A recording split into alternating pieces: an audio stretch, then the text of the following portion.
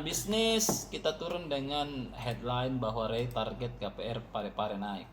Setelah melihat bahwa hingga akhir tahun sangat sulit untuk real estate Indonesia mewujudkan pembangunan 25.000 rumah. Sampai di akhir Oktober ini hanya sekitar 19.000. Nah, kenapa misalnya pembangunan rumah itu tidak sesuai dengan target? Karena ada pandemi, kemudian safety anggarannya masyarakat itu tidak untuk rumah dulu, biasanya untuk keperluan sehari-hari.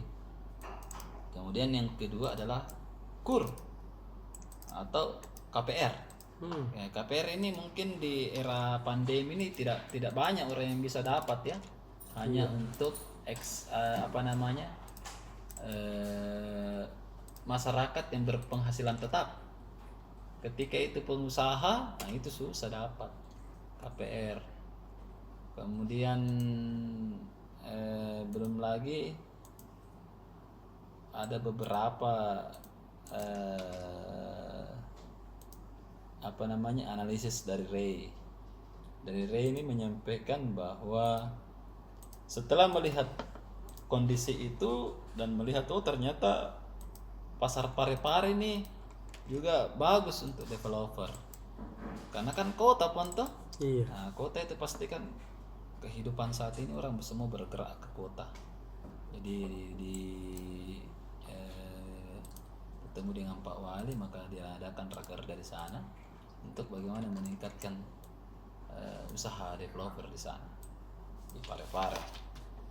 Apalagi ada PSM di sana, Pong. Nah, itu kan kenapa Makassar banyak penduduknya, karena menjadi pusat, salah satunya pusat hiburan. Nah, karena satu pusat hiburan berpindah ke Parepare, maka pasti ekonomi di subsektor lain itu pasti naik. Iya, perbankan pasti naik, hunian pasti naik, karena mungkin di sekitar sana dahulunya mungkin tidak ada puang penjual-jual itu di dekat stadion ya, maka banyak orang bikin ruko, warkop dan lain-lain. Itu kan meningkatkan tingkat hunian. Kalau begitu, ini yang kita turun besok di bisnis. Kemudian Pak Wali Kota Parepare juga menyampaikan bahwa REI ini salah satu motor penggerak karena terdepan hadirnya perumahan. Jadi Pak Wali Kota Tapan Pawe ini menyatakan dia optimis REI akan menjadi wadah pertumbuhan ekonomi baru lagi di Parepare. Mesti kita dukung sama-sama. Iya. Karena kan kalau di bisnis perumahan itu pun ada 167 bisnis yang mengikut. Kalau bangun ke rumah, Betul. selain jasa untuk pertukangan, ada jasa arsitek, kemudian banyak deh di kelistrikan, PLN juga bergerak, Telkom, batu, semuanya bahan bangunan itu ada 167 perusahaan yang ikut bergerak. Kenapa misalnya Makassar bisa besar retribusi dan pajaknya? Karena itu banyak perumahan. Iya. Karena itu pajak yang real, Betul. pajak PBB, pajak jual beli, akta jual beli dan lain-lain, itu kan besar itu. Betul deh. Jika ada pembelian itu.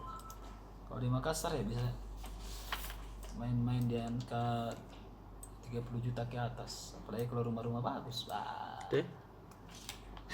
Di rumah di Citraland atau di Permata Mutiara itu besar pajaknya. Itu kemudian OJK juga masih di Parepare pun.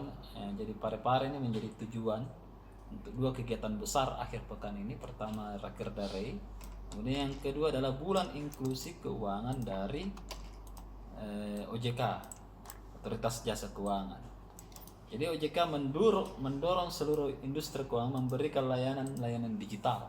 Jadi semua setelah Makassar mungkin full untuk layanan digital melalui pembayaran kris itu, yang kalau kita bayar kita hanya scan berapa harganya, itu akan didorong lagi di kota-kota lain ya.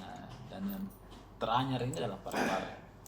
Jadi OJK ini sementara menyiapkan transformasi keuangan dari cash and carry menjadi digital. Jadi itu yang di apa namanya sementara diawasi dan diamankan oleh OJK sebagai otoritas jasa keuangan yang mengatur jenis pembayaran, kemudian keamanan, security dan lain-lain. Ya silakan. Karena kan di digital ini yang paling penting adalah security, keamanannya. Belum lagi OJK ini juga melakukan analisis untuk peminjaman. Jangan sampai misalnya di orang itu mendapatkan pinjaman yang tidak sesuai dengan kemampuan daya bayarnya. Iya tahu. Jadi juga banyak kerja-kerjanya OJK yang mungkin kita belum paham sepenuhnya. Oke, itu dari kami. Oke, Oke, dadah. dah.